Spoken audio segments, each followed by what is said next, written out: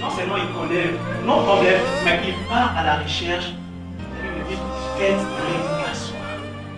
Les bons bergers, ils restent. Il est en train de regarder, vous savez, faites-les asseoir.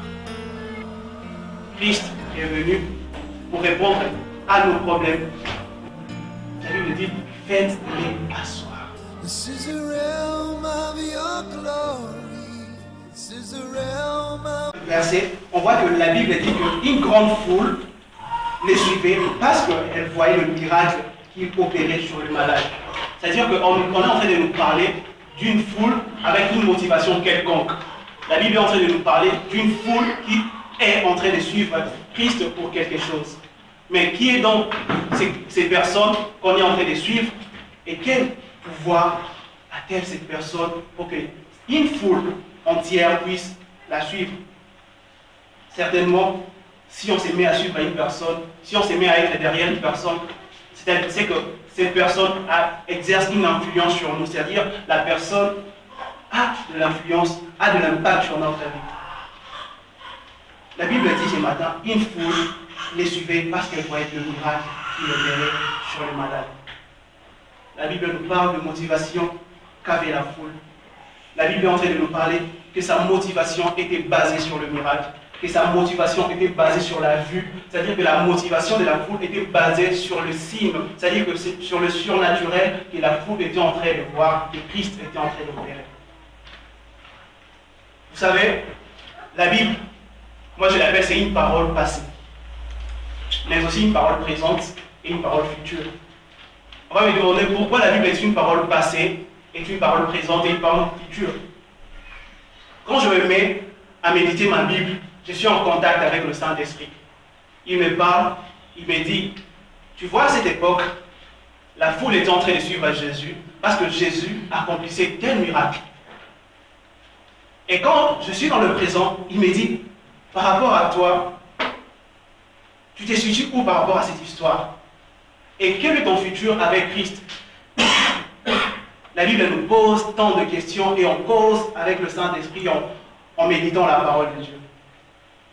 C'est-à-dire que la Bible, il peut nous parler du passé d'une personne ou bien d'un personnage et il nous donne des précautions à prendre et il nous donne des conseils comment marcher.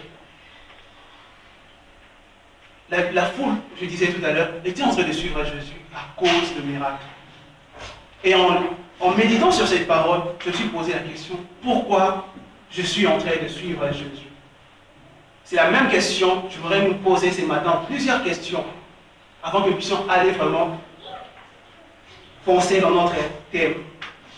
Et pour déjà annoncer notre thème ce matin, le thème de mon message ce matin, c'est faites-les asseoir, si vous voulez bien, les repos. C'est-à-dire faites-les asseoir ou les repos. La foule était en train de suivre Jésus à cause du miracle. Et ce matin, ma question est la suivante. Pourquoi es-tu en train de suivre Jésus? Pourquoi chaque dimanche tu te lèves le matin et venir ici?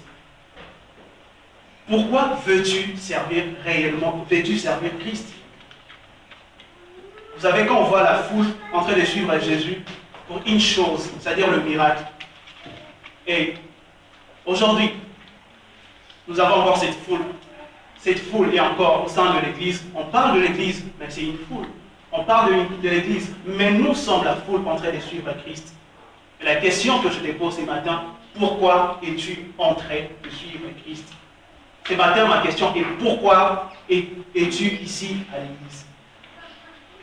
Beaucoup d'entre nous ont arrêté de courir. Quand je parle de courir, je parle de la vie chrétienne. Parce que Paul, dans le livre des Philippiens, identifie la vie chrétienne à une course. C'est-à-dire qu'une course pour atteindre un prix quelconque. C'est-à-dire qu'il parle d'atteindre la vocation céleste. Je disais, beaucoup d'entre nous ont arrêté de courir. Pourquoi? Parce que leur motivation en venant à l'église, ils venaient pour un pasteur. Leur motivation, ils venaient parce que cette église accomplit quelque chose. Parce que cette église fait quelque chose. Beaucoup d'entre nous ont du mal à courir parce qu'ils se disent que certains pasteurs ne sont pas remplis de l'Esprit Saint. Beaucoup d'entre nous sont en train de courir sont en train de venir à l'église, peut-être parce qu'il y a un groupe de louanges, peut-être parce qu'il y a l'accueil, peut-être parce qu'on parle de l'église réformée et là où il y a peut-être là-bas des gens lourds, peut-être convenablement. Il y a plusieurs motivations qui nous poussent à suivre Christ. Mais ce matin, je voudrais te poser la question, quelle est ta motivation?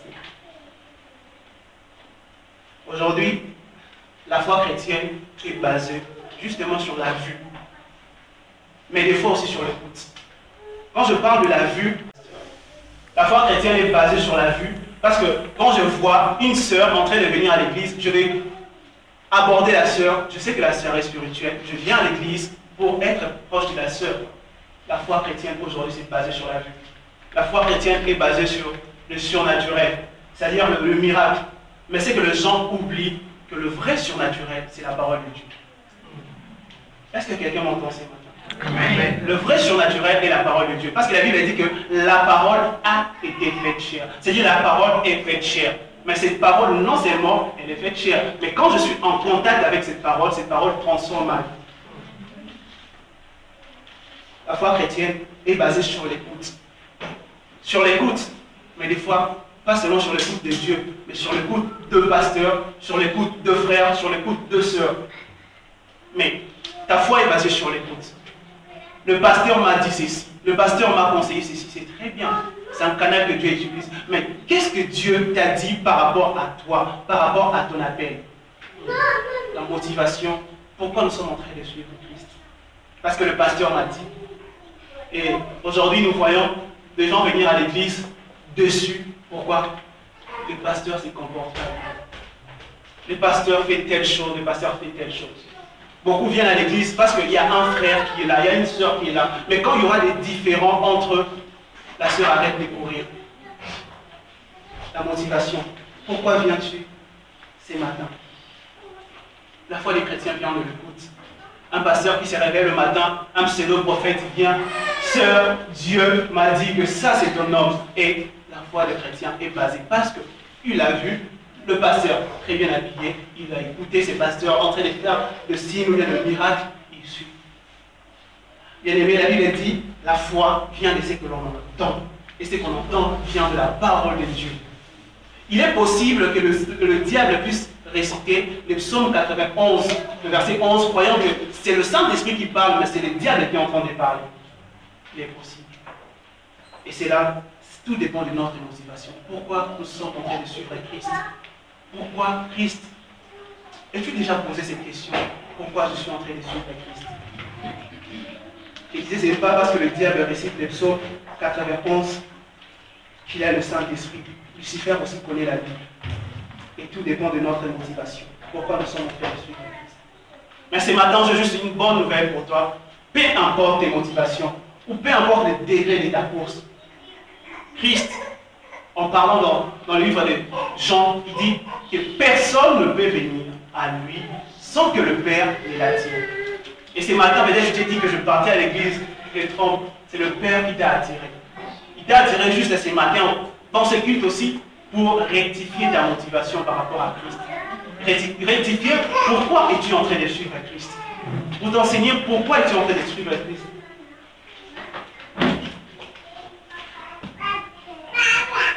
La Bible dit que la foule lui suivait.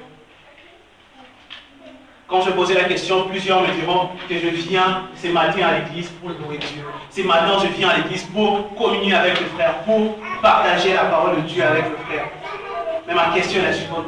Est-ce que tu fais cette chose réellement selon le cœur de Dieu? La foule, sans savoir, c'est vrai, besoin était en train de suivre Christ. La foule suivait Christ parce qu'il voyait le miracle. C'est-à-dire qu'il suivait Christ parce que quelque chose s'accomplissait. Il partait à Christ. Il y a un temps, chez nous au Congo, parce que je suis de la République démocratique du Congo, on a gagné une coupe Chan, je ne sais pas comment ça signifie en fait Chan. On a gagné cette coupe. Et chez nous, de l'aéroport au centre-ville, il y a tellement une longue distance. Il y a tellement une très très longue distance. Si je vais essayer un peu de faire la ressemblance, je dirais, de la Wina au centre-ville Barcelone. Quand on a gagné cette coupe, le joueur en descendant à l'aéroport, ils ont trouvé une foule en train de les suivre. J'imagine à ces temps-là, les personnes qui habitent dans ces quartiers de l'aéroport s'élevaient en train de voir la coupe et ils suivaient le joueur en chantant. Il y a un même qui est sorti de chez lui, il ne savait pas, il a juste pris, il a enfilé son pantalon, il est parti, il a oublié de prendre son transport. Et en suivant la coupe, en chantant, il faisait des kilomètres et des kilomètres, il ne savait pas, il n'avait pas d'argent. Et arrivé, les joueurs sont arrivés dans l'hôtel. Maintenant, il était là, il se faisait déjà tard, il ne savait pas, il regarde ses poches, il n'avait rien. Il se pose la question, comment je vais retourner à la maison? C'est un peu comme nous. Des fois, nous suivons Christ, nous avons des motivations, nous ne savons pas là où nous partons. Mais nous sommes en train de partir, nous sommes en train de courir. Et quand tu cours, tu n'as même pas conscience que tu es fatigué. Tu n'as même pas conscience parce que tu es en train de viser quelque chose. Les motivations sont des choses qui permettent à ce que nous puissions courir, des fois courir très fort, courir très vite. Une motivation. Nous suivons Christ. Mais la foule, en suivant Christ, ils étaient motivés par quelque chose, le miracle. Ils étaient motivés par quelque chose, le miracle. Et dans leur cœur, vous savez qu'on n'a que miracle comme motivation. J'imagine déjà, je me dis, parce qu'elle dit après c'est là, c'est-à-dire qu'ils étaient quelque part, mais après, ils ont continué la marche. J'imagine Christ avec ses disciples en train de partir. Il y a une foule derrière en train de suivre Christ à cause du miracle. Je vais essayer de me mettre dans l'histoire. J'imagine un papa avec son fils qui était malade. Il dit, mais petit, tiens bon, on part seulement parce que Christ va se guérir aujourd'hui. Il ne sait pas, lui pense que sa problème c'est juste de recevoir la guérison. Parce qu'il est motivé à la guérison. Il a fait peut-être 7 km, mais il oublie qu'il avait faim. Il oublie qu'il devait manger. Peut-être qu'il faisait chaud. J'imagine, mais parce que la motivation, c'était le miracle, l'enfant devait être guéri, nous devons suivre Christ et tout ça. Personne ne peut venir vers moi si le Père ne l'a dit. Vous savez, le Père nous amène parce que Christ connaît nos vrais besoins. Amen. Le Père connaît tes besoins. Il sait que la solution se trouve dans le nom de Jésus. Il t'amène ce matin et te dit, mon petit, ma fille, lève-toi. Viens au pied du Christ parce qu'il connaît tes vrais besoins. Peut-être toi ce matin je te dis, mon problème est le frais académique. Mon problème est que je dois voyager pour aller en Europe. Mon problème est que je dois avoir le visa. Mon problème est que je dois avoir quelque chose. Est-ce que c'est le vrai besoin que tu as? Ton vrai besoin, ce n'est pas en suivant un pseudo-prophète ou un spectateur de miracles. De suivre un pasteur d'une église pour voir, de suivre une église peut-être pour voir si cette église parle la langue, pour voir si cette église prie en criant. Mais ton vrai besoin est le repos de l'âme. Ton vrai besoin est le repos de l'âme. Ton vrai besoin est le repos de l'âme. Christ est en train de parler, la Bible dit, le verset 5, ayant levé les yeux et voyant qu'une grande foule venait à lui, Jésus dit à Philippe, où achèterons-nous le pain pour que ces gens aient à manger? Ton vrai problème n'est pas ce que tu es en train de vivre. Ton vrai problème n'est pas ce... Ton vrai problème est ce problème dont tu ignores. Tu ignores. Jésus dit, où achèterons-nous le pain? Je me mets à la place de ces gens. Moi, je viens pour que tu puisses guérir mon enfant. Toi, tu m'apportes du pain. Quelle est la relation entre le pain et le miracle que moi je veux? Mais des fois, on cherche la solution ailleurs, dans d'autres choses, ou bien que la solution est juste la chose que nous ignorons. Ton vrai problème n'est pas ce que tu vis. Vous savez pourquoi j'aime Christ? Parce que il s'est dit, la Bible dit qu'il est le berger. Non seulement il est le berger, il est le bon berger. Un bon berger, il dit, il donne sa vie pour ses brebis. J'aime en fait la version parole de vie, il dit, il s'est dessaisi de sa vie. C'est-à-dire que Christ s'est dessaisi de sa vie, il vous donne. Vous savez que Christ, en tant que berger, il prend, il connaît nos besoins parfaitement. Tu peux te tromper en disant que mon problème est de chercher, je ne sais pas, une soeur ou un frère. Mais ton vrai besoin, Christ connaît ton vrai besoin. Les bons bergers, Christ, la Bible l'appelle le bon berger. Non seulement il donne sa vie pour ses brebis, mais le bon berger connaît le vrai besoin de ses brebis. C'est détecter les vrais besoins de ses brebis. Ayant levé les yeux, il dit, où achèterons-nous du pain pour que ces gens aient à manger? Moi je viens pour le miracle, mais toi tu me donnes la bouffe. Quelle relation? Le vrai problème de la foule, mon frère, ma soeur, n'était pas le miracle. Le vrai problème de la foule, c'était le pain. Le vrai problème de la foule, c'est que la foule était fatiguée. La foule cherchait quelque chose autre que le pain. À force de chercher le miracle, tu couriras miracle par miracle. Et pourtant, quand je vois souvent les chrétiens, on court derrière le miracle, mais on oublie, c'est nous qui réalisons ces miracles. C'est Christ qui réalise ces miracles en nous. Imagine une personne qui court derrière un homme de Dieu pour des miracles. Un homme de Dieu, il vient, il fait tellement de choses, les jeûnes, les prières. En plus, tu sors encore ta vie, ton argent, tu donnes à ces serviteurs de Dieu. Mais c'est toi qui fais le miracle parce que lui, il s'enrichit. C'est toi qui es en train d'opérer le miracle parce que lui, il s'enrichit. C'est un miracle pour lui. Amen. Le vrai problème de la foule n'est pas le pain, n'est pas le miracle, mais la foule ignore que c'est le problème.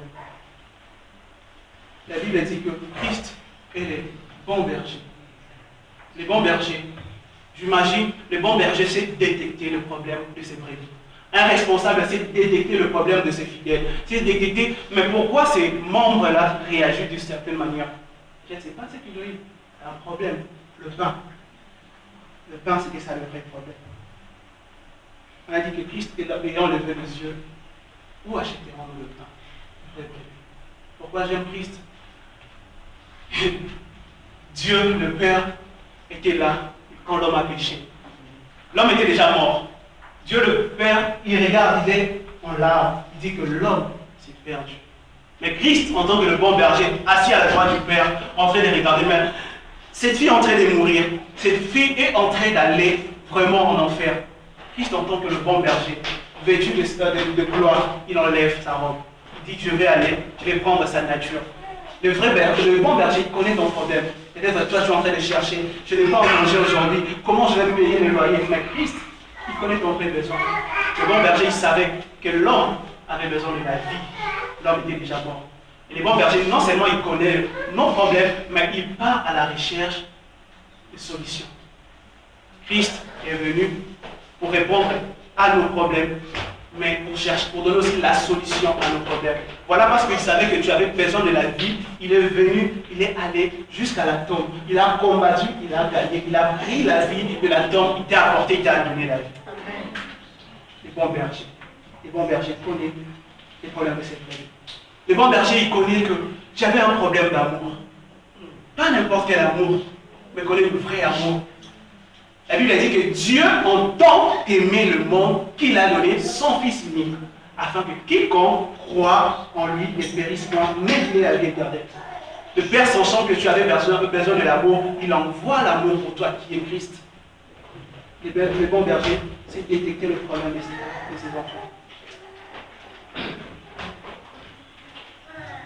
Je vais nous poser une question. Avez-vous déjà observé le berger pendant le moment de tabaski? Quand je pars souvent à Sousse, l'activité que j'aime faire, c'est observer. J'observe ces bergers avec leurs brebis. Je vois le berger en train de marcher, lui il est derrière ses brebis devant, au fil indien. Et le brebis, il voit la bouffe, il voit des herbes à goûter. Stop. Et le berger, il part s'y mettre, en train d'observer comment ses brebis sont en train de manger. Parce qu'on ne peut pas manger en courant, on ne peut pas manger en suivant quelque chose d'autre. Les besoins étaient le pain.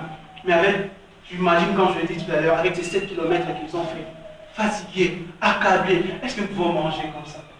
Peut-être qu'il y a des gens qui font le service commando, qui mangent en courant. Cette foule continue à suivre Jésus comme ça, avec leur fatigue. Mais Christ, un berger rempli de compassion, dit non, mon petit Philippe, ce n'est pas ça le problème c'est le pain. Le pain. Christ dit, faites-les asseoir. Faites-les asseoir. Pourquoi nous devons nous mettre? Nous qui venons chercher le miracle, pourquoi devons-nous mettre? Nous qui sommes en train de suivre Christ, pourquoi nous sommes en train de vivre? J'aime l'Afrique, pourquoi? L'Afrique noire, quand on mange, des fois quand on grandissait, pour que nos mamans nous enseignent la communion fraternelle, ils faisaient comme ça, ils nous servent dans la marmite, asseyez-vous, on se met par terre. On se met par terre en train de manger. Les bons bergers, ils restent, ils sont en train de regarder. Vous savez ce qui se passe quand on mange? On est là en train de manger dans la marmite, on est en train de parler, et maman est là et en train d'observer.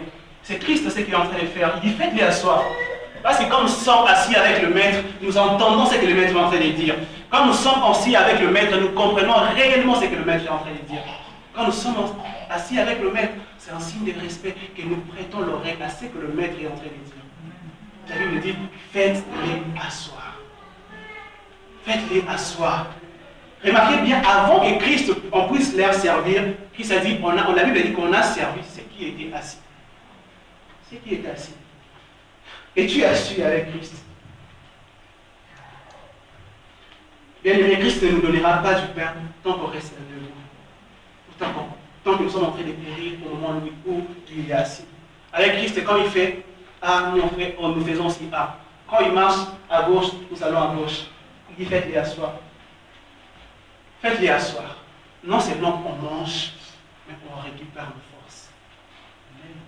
Non seulement on mange, mais on récupère nos forces. Nous sommes en train de nous ravitailler en mangeant. Il dit faites-les asseoir. La Bible dit, le psaume 23, Éternel est mon berger, je ne manquerai de rien. Il me fait reposer dans le vert pâturage. Il me dirige vers les eaux paisibles. Il reste dans mon âme. C'est-à-dire, avant de te diriger vers les eaux, il te dit d'abord, assois-toi. Faites-les asseoir. Faites-les asseoir, pourquoi? Parce qu'ils doivent manger. Mais si tu n'es pas assis, tu ne vas pas manger. Sans les repos, tu ne peux manger. Beaucoup souffrent de la malnutrition spirituelle, non pas parce qu'ils sont mal servis, mais juste parce qu'ils sont accablés. Matthieu est en train de nous dire, venez à moi, vous tous qui êtes chargés et fatigués, je vous donnerai du repos. Il dit, chargés et fatigués, je vous donnerai du repos. Il dit, vous tous, sans exception. Fatigué de la masturbation, il dit, viens. Il dit que tu es fatigué de la pornographie, viens. Tu es fatigué de la fornication, viens. Il dit que tu es chargé de la haine contre ton frère, contre ta soeur, il dit, viens. Je vous donnerai du repos. On ne soit pas étonné quand on vient à l'église, on ne grandit pas. Pourquoi? Parce que nous sommes accablés. Nous sommes en train de manger, mais ça part avec les soucis. Ça part avec la rancune contre une soeur, la rancune contre un pasteur, contre un responsable de l'église, contre un membre de l'église. Et on se pose la question, nous voulons aller où avec Christ? Christ ce matin me dit, mon petit, faites-les asseoir. On est assis en train de réfléchir. Quel est le fardeau que tu portes? Quelle est la charge que tu portes? Venez à moi, vous tous qui êtes chargés et fatigués, je vous donnerai du repos. C'est le maître qui est en train de parler. Venez à moi sans exception. Beaucoup souffrent vraiment parce qu'ils sont débordés de problèmes. Ils sont débordés de problèmes. Ils sont débordés et débordés de problèmes. En train de chercher la solution ailleurs. En train de donner de fausses accusations contre le responsable, de fausses accusations contre le sœur. Mais le problème n'est pas ça. Le problème est que tu es assis avec le maître. Non seulement es-tu assis, as-tu déposé ton fardeau au pied du maître. Venez à moi, vous tous qui êtes fatigués et chargés, je vous donnerai du repos. Le verset 29 dit, prenez mon joug sur vous et recevez mes instructions, car je suis doux et humble de cœur, et vous trouverez du repos pour vos âmes, car mon joug est doux et mon fardeau est léger. Mais avant de prendre son joug sur nous, il dit, venez, tout ce qui est chargé. Il parle d'abord de repos. Il dit d'abord de venir. Vous savez, des fois, nous venons à Christ, mais nous sommes fatigués et chargés. Nous ne voulons pas déposer nos fardeaux. On relate une histoire, il y a un prêtre catholique qui est en train de passer auprès d'une course. Il voit une maman qui vient de travailler avec ses poids en tête. La maman, aimable qu'il était, il dit que je vais aider cette maman. Il prend la maman dans sa voiture. Il met un piquet, il met derrière. La maman est entrée dans la voiture. Ils ont fait un long trajet. Le monsieur regarde en arrière, il remarque que la maman avait toujours ses fardeaux sur sa tête. Malgré la distance, malgré la voiture, malgré le trajet qu'ils ont fait, la maman avait toujours ses fardeaux. Mais le monsieur se pose la question, mais je l'ai pris à la voiture, il fallait déposer des fardeaux pour te reposer, mais tu as toujours des fardeaux à quitter. Des fois, nous sommes comme ça avec Christ. Nous sommes en Christ à cadrer les problèmes. Nous sommes à Christ, nous sommes en train de combattre, fatigués. On te dit, je vais abandonner cette vie de boîte de nuit, je vais abandonner cette vie de cigarette, je vais abandonner cette vie de courir derrière de mini-jupes. Nous n'arrivons pas. Des fois, nous sommes chargés de déborder parce qu'un enfant à la maison me casse la tête. La maman dit, mais cet enfant, je ne sais pas. Et Christ dit, venez. Que tu sois opulente, pauvre, il dit, venez. Je vous donnerai du repos. Tu es chargé d'amertume contre ton responsable du département, contre ton père, contre ta mère. L'amertume contre tes enfants, Christ te dit, viens ce matin. Vous savez, la Bible dit, le Père ne juge personne, mais il a remis tout jugement au Fils. Il a remis tout jugement au Fils. Quand il est en train de parler de Fils, il est en train de parler de Jésus. Je vais te dire ce matin, si tu refuses à répondre à l'appel de Christ, moi, j'ai répondu à son appel. J'ai déposé sur lui mes fardeaux. Vous savez que le fardeau des humains pèse plus que le fardeau de Christ. Imagine quand il a pris ton fardeau, il est parti à la croix, il a pleuré. Il a pleuré que le Père puisse enlever ses fardeaux. Ton fardeau pèse tellement. Imagine si ça a pesé pour Christ et demander qu'on la lève. Et ton fardeau. Pourquoi tu n'avances pas avec Christ? Faites-les asseoir. Faites-les asseoir. Faites-les asseoir. Je vous donnerai du repos. J'aime mon juge, Christ, comment je prends son joug. Il dit, prenez sur vous mon joug. Il est doux et léger. Son joug, quand je viens ce matin, je suis en train de parler de lui. Ça me réjouit. Parce que pourquoi? Le fardeau, les jougs de Christ, réjouit, ça réjouit. Et ton joug pèse tellement. Je ne saurais même pas le transporter. Ça, je te montre la croix. C'est là où il y a le repos. Faites-les asseoir. Je vais te dire une chose.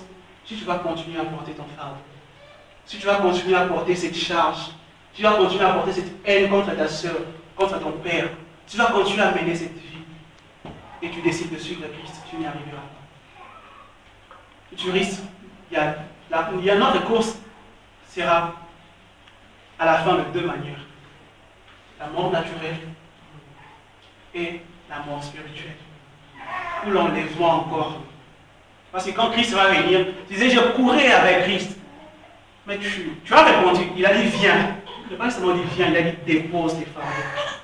Il faut déposer la question, je suis venu à Christ. Est-ce que je déposais mes fardeaux? Des fois, le fardeau n'est pas seulement le péché, le fardeau c'est aussi notre vie. Ma vie est un fardeau pour moi. Parce que si je n'abandonne pas ma vie à Christ, je ferai ma volonté et ma volonté me conduira au péché. Comment comptes-tu terminer ta course? Épuisé. Je préfère terminer ma course épuisé en portant le joug qui est doux et en portant les instructions de Christ. Je vais terminer par là. Tu ne peux pas recevoir les instructions de Christ. Tu ne peux pas porter son joug si tu n'abandonnes pas tes fardeaux à ses pieds. Si tu n'abandonnes pas ta vie à Christ. Réfléchis encore. Est-ce que as-tu abandonné ton fardeau à Christ? Ce matin, je vais lancer deux appels. Pour des personnes qui n'ont pas encore reçu Christ dans leur vie comme Seigneur et Sauveur. Mais également pour nous qui sommes déjà en Christ. Qui avons le fardeau. Tu as un problème contre ta soeur. Tu as un problème contre ton frère. Tu as un problème peut-être parce que vous êtes disputés dans le nord au sein de l'Église. Et tu t'es dit que tu as pardonné. Mais au-dedans de toi, tu as encore ces fardeaux. Ce sont de deux appels que je vais lancer. De personnes qui n'ont pas encore reçu Christ, qui veulent faire la paix avec Christ. Parce que si tu n'as pas Christ dans ta vie, tu portes un fardeau. Tu portes un fardeau, tu vis comme toi-même. Excusez-moi pour le terme, tu vis comme un franchon. Les repos de l'âme passent par la croix. L'abandon de notre vie à Christ, l'abandon de notre ego, l'abandon du moi, et moi. Là, quand je parle de l'abandon de notre vie à Christ, c'est non, c'est dans ce qui nous appartient. ce qui est en nous et ce qui est hors de nous. C'est-à-dire que moi-même, j'abandonne tout ce qui est à moi. Ma vie, je l'abandonne à Christ. Mais j'abandonne aussi ma relation à Christ. J'abandonne mes enfants à Christ, mon entreprise à Christ. Je disais que je suis à la fin. Nous voulons aller faire des disciples. Sommes-nous des disciples? Nous voulons aller évangéliser. Sommes-nous évangélisés? Regardez bien. Avant que Christ puisse dire à Philippe et à ses disciples, faites-les asseoir. La Bible dit, quelque part à la montagne, ils étaient assis avec Christ. Ils étaient assis avec Christ. Les gens auprès de lui, Christ a donné l'ordre d'aller faire asseoir d'autres personnes. Ils étaient d'abord assis avec Christ. La Bible dit dans le livre de Marc, le chapitre 3, à partir du verset 14 au verset 15, il en a établi 12 pour les envoyer. Pour les avoir avec lui plutôt. Et pour les envoyer prêcher avec le pouvoir de chasser les démons. C'est-à-dire que Christ, avant de nous envoyer, nous appelle d'abord être avec lui. Pour s'asseoir avec lui. Pour avoir des repos avec lui. Et pour aller apporter ses repos aux autres. Le pain symbolise la parole de Dieu. Le pain symbolise Christ. Il devait d'abord s'asseoir et Christ les reconnaître afin de leur donner le pain. Tu viens à l'église, chaque jour tu manges la parole. Où en es-tu avec Christ? Si nous sommes assis avec Christ, c'est à ce moment-là que nous pouvons aller dire aussi aux autres, asseyez-vous. Christ te dira, faites-les asseoir quand tu es assis avec eux. Je vais finir avec cette question. Es-tu établi par Christ ou par les hommes? Es-tu en train de servir Christ? C'est parce que Christ t'appelle ou parce que les hommes t'ont dit, viens dans les départements d'accueil. Pourquoi es-tu ici à la réunion? Pose-toi des questions. Tu es en train de suivre Christ ou c'est la mouvance? Quand on baisser nos têtes dans la prière, je fais faire ces deux appels. Si tu es là dans la salle et tu n'as pas encore reçu Christ dans ta vie comme Seigneur et Sauveur, je te demande de baisser nos têtes, de fermer nos yeux. Si tu sais que tu n'as pas encore reçu Christ dans ta vie comme Seigneur et Sauveur, je te demande juste là où tu es, d'élever ta main. D'élever ta main si tu sais que tu n'as pas donné ta vie à Christ. Et si nous sommes là aussi, nous sommes tous en Christ, gloire à Dieu. Si tu sais que tu n'as pas reçu Christ dans ta vie, si tu n'as pas reçu Christ dans ta vie, ne retiens pas ta main là où tu es. Lève ta main là où tu es. Si tu n'as pas encore reçu Christ dans ta vie, prends-moi, Seigneur, dans mon état. Dieu de Jacob soutient ma voix. Prends-moi, Seigneur, prends-moi, Seigneur, dans mon état. Dieu de Jacob soutient ma foi. Oh, prends-moi, Seigneur, prends-moi, Seigneur, mon état. Mon état. Dieu de Jacob soutient ma foi. Je demande aux frères Gilbert de prier avec les personnes qui ont levé leurs mains. Avant de prier, je voudrais encore lancer pour une dernière fois. Si tu es là, tu n'as pas reçu Christ comme ton Seigneur et Sauveur personnel, au moment où nous avons les yeux fermés, je te demande de lever seulement ta main. Nous allons prier pour toi. Parce que dans le message, c'est Jésus même qui a lancé l'appel. Venez à moi, vous tous qui êtes fatigués et chargés, je vous donnerai du repos. Ce n'est pas l'appel d'une personne. Dieu de Jacob soutient ma foi. Seigneur, nous voulons te dire encore merci pour nos deux frères qui ont levé leur main. Parce qu'ils ont reconnu, ils ont distingué, ils ont décidé de venir à toi. Seigneur, je prie que tu fisses un regard favorable sur eux. Et Seigneur, je prie que tu leur donnes la force, une bonne compréhension de ta parole, afin qu'ils puissent grandir dans la foi, Seigneur Jésus. Je sais une chose, quand toi tu appelles, tu n'abandonnes pas.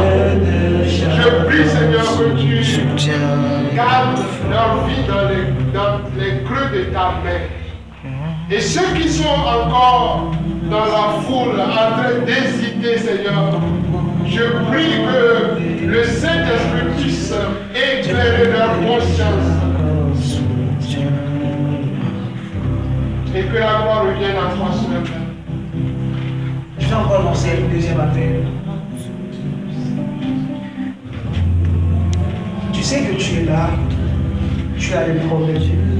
Tu es déjà en Christ. Tu es en train de marcher, venir à l'église pour servir ou pas. Tu sais que tu dans ta marche avec le Seigneur. Il y a quelque chose qui ne va pas dans ta marche avec le Seigneur. Ceux qui ont le main levée, je vais me demander de baisser nos bras comme ça à eux. Si tu sais que tu as un problème, tu es rempli d'amertume contre une personne, je te demande aussi de lever ta main là où tu es.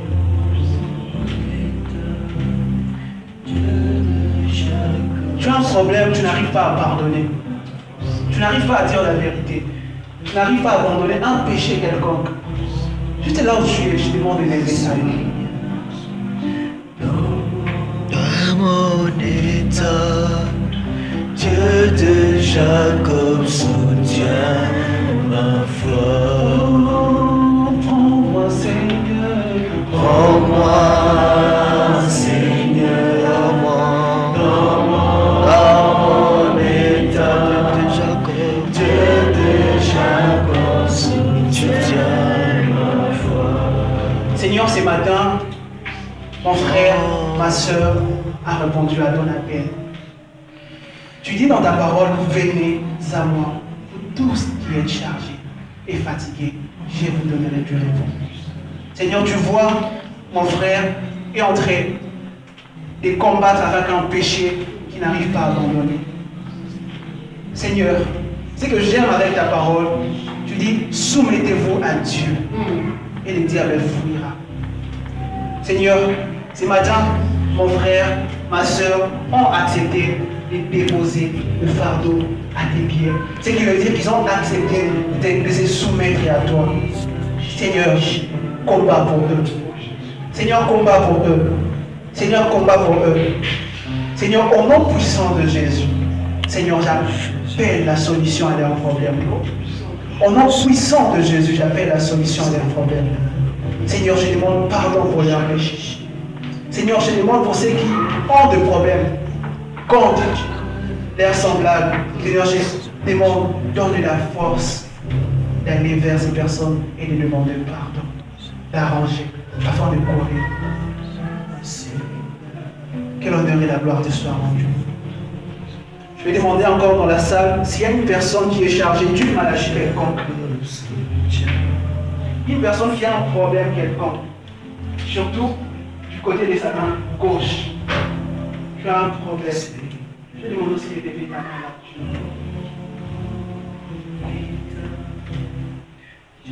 Je parle de la main gauche. Tu sais que tu as un problème. Je sais le Dieu que je sers. Tu sais que tu as un problème. Ta main gauche. Je dis de lever ta main là-dessus. Seigneur, tu es prêt et tu le manges. Quand tu parles pour le vrai. Quand tu parles, c'est la réalité. Tu es Jéhovah Rapha, le Dieu qui guérit. Seigneur, j'appelle l'éternel mon Dieu, mon roi, ta main puissante. Saint-Esprit de venir te manifester dans la vie de mes soeurs, la vie de mes frères, Seigneur. apporte la guérison au nom puissant de Jésus. Au nom de Jésus. Seigneur, apporte la guérison au nom puissant de Jésus. La Bible dit que le apôtre, on dit c'est pas, c'est au nom de Jésus. Seigneur, j'appelle le nom qui guérit et guérir cette personne au nom puissant de Jésus. Amen. Je vais démontrer encore une personne. Tu as un problème, tu es en train de te poser à Dieu. Où veux-tu que je puisse agir? Je sais que la personne est ici. Tu es en train de poser à Dieu la question. Tu cherches une direction de la part de Dieu. Je demande aussi de lever ta main vers Dieu.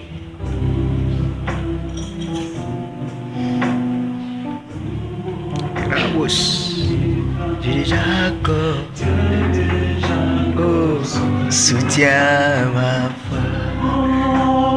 Prends-moi, Seigneur. Prends-moi, Seigneur. Rise.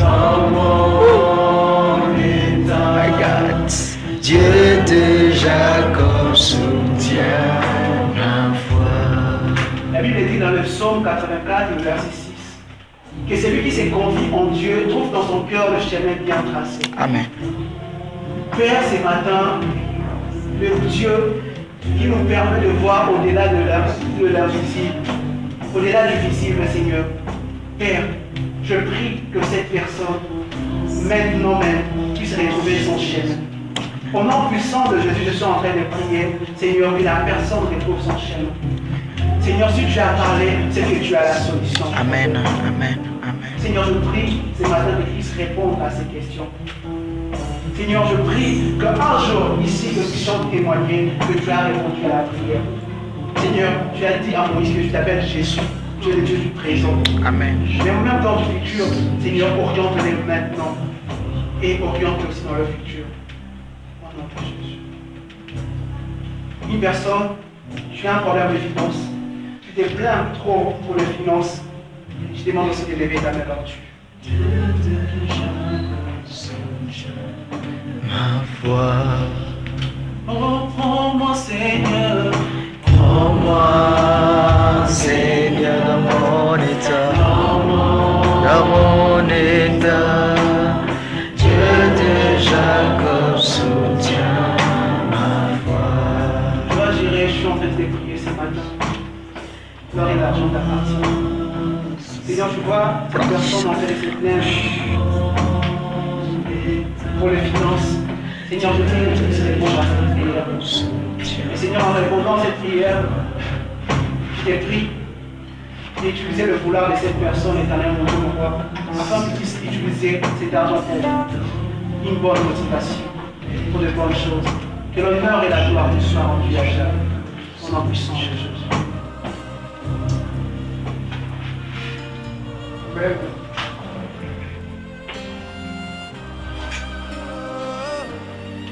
Je crois que c'est simple.